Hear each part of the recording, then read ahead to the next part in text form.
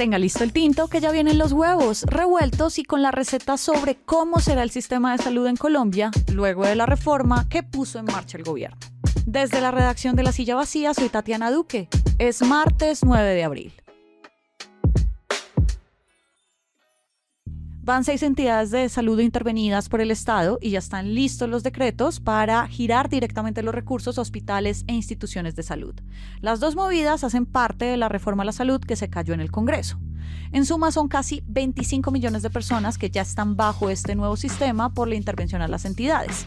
Y el cambio es irreversible.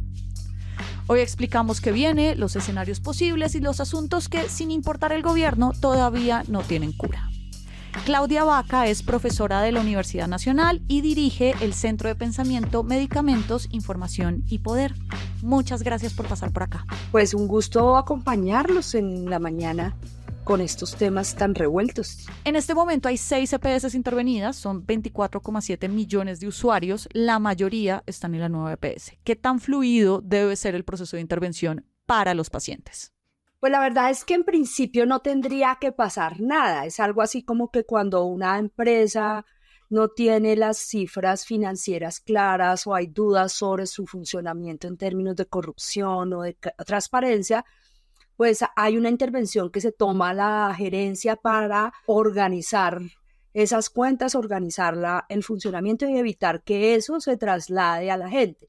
Lo cierto es que aun cuando eso en teoría debería ser así, cuando hay una intervención, especialmente en este caso del Estado, yo diría que es como una gestión agobiante que tiene el Estado, una sobrecarga en esa gestión y casi que es imposible pensar en que esto no afecte a los ciudadanos. Con un agravante, con una cosa adicional, y es que normalmente los proveedores de prestación de servicios, los de medicamentos, los de insumos, ante la intervención van a querer primero que les paguen las deudas acumuladas y por el otro lado garantizar que cualquier despacho esté pagado de la manera más rápida, incluso anticipada, de suerte que en algún momento pueden empezar a parar despachos, parar entregas, para no someterse al riesgo de cualquier complicación derivada de la intervención. Entonces yo creo que es el momento de primero decirle a la ciudadanía nada de estampidas, no tiene sentido tratar de hacer estampidas en un momento en el que no hay claridad sobre a dónde pueden trasladar a la gente.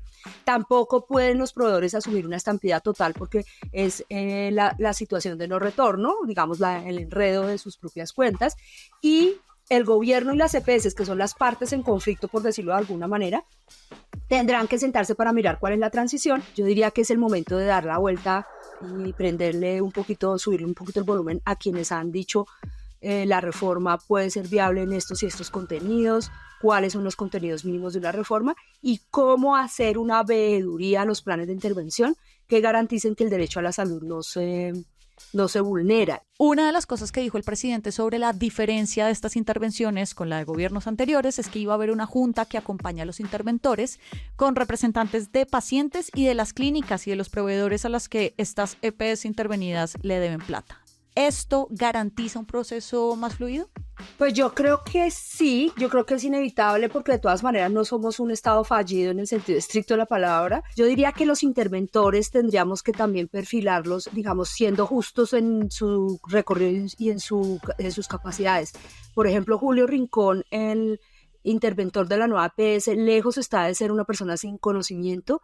De hecho, es una persona bien recibida en el sector en general, de todos los lados, por decirlo de alguna manera. Es una persona que tiene conocimiento de la forma como operan, sobre todo los prestadores, y sobre todo entiende bastante bien el país y los territorios. Es una persona que pudiera escuchar esas voces, entender veedurías críticas con menos anticuerpos que lo que otros representantes del gobierno puedan tener, no así el interventor de Sanitas. Creo que en este caso el interventor de Sanitas tiene un recorrido, una trayectoria mucho más asociada a los prestadores, pero incluso en un tamaño muy pequeño para lo que significa la operación de la EPS Sanitas. Ahí en ese caso la veeduría tendría que ser mucho más estricta, mucho más fuerte, incluso se puedan hacer recomendaciones más concretas para que no se afecte la prestación de los servicios a la ciudadanía. Haciendo futurología, Claudia, ¿qué escenarios ves que puedan venir de acá en adelante? Bueno, hacer futurología es complejo. Después de lo que pasó la semana pasada, el sistema de salud de Colombia no va a ser el mismo. Es decir, evidentemente nosotros tuvimos un cambio muy fuerte que tiene que llevarse al Congreso de la República para buscar cuáles son los elementos que tienen que recogerse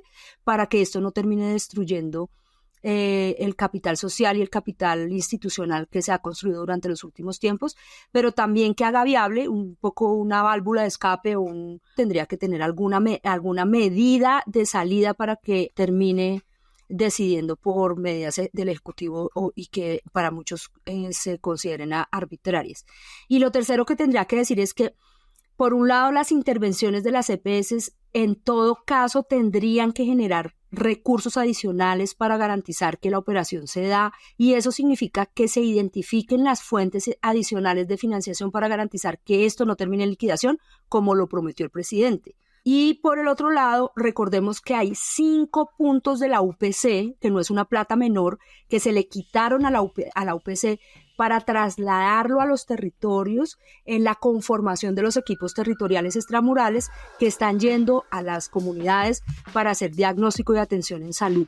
Es una cantidad de plata grande que ya se trasladó a la mayoría de los municipios del país para contratación de equipos de profesionales de la salud. Me parece que lo que está pasando es que vamos a tener, mientras no haya una reforma, un aseguramiento de naturaleza fundamentalmente pública que requiere una muchísima más fuerza de gestión del Estado, gestión de personas que hagan la gestión para garantizar que los recursos no terminen en la caneca de la basura o utilizados para unos fines distintos. Y la propuesta que estamos haciendo 4 universidades que venimos haciendo parte de una cosa que llamamos el Seminario Permanente por la Salud Pública es que además de eso se constituya una gobernanza transitoria del sistema de salud con participación territorial, de suerte que esa capacidad técnica y de gestión también sea de arriba hacia abajo en concordancia o por lo menos en acompañamiento al gobierno nacional. De eso se trataría el acuerdo que hay que hacer en tanto no se discuta el nuevo proyecto de ley para presentar a la siguiente legislatura o reactiven el que está hoy en el Congreso de la República. Una cosa que hablas es la plata que le cuesta al sistema cada usuario, que es la llamada UPC. Y siempre va a estar en rojo porque la salud, la tecnología en salud es muy cara. ¿Cómo ves el panorama ahí? En realidad este es el tema no resuelto. Es decir, estamos hablando en todo caso de un déficit que estaría entre los 10 y los 15 billones de pesos con o sin reforma. Significaría que el gobierno tendría que buscar esas fuentes para garantizar que la financiación o los recursos le alcanzan para un escenario en el cual puede incluso aumentarse la demanda de las atenciones debido a la búsqueda activa de casos con los equipos territoriales.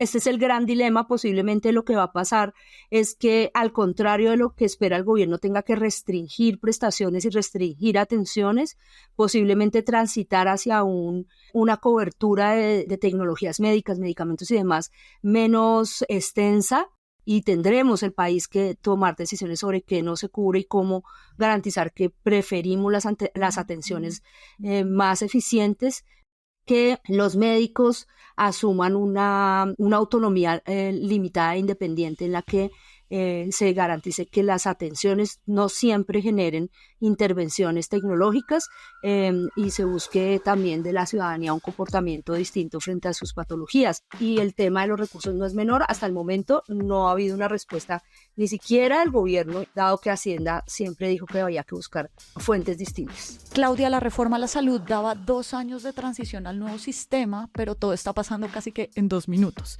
Prácticamente, ¿qué escenario te planteas en 2 años? Pero yo creo que lo que va a pasar es lo que pasa en el mundo. No, este no es el primer país que tiene una transformación del sistema de salud. Casi todos los sistemas de salud están en permanente ajuste, en permanente cambio.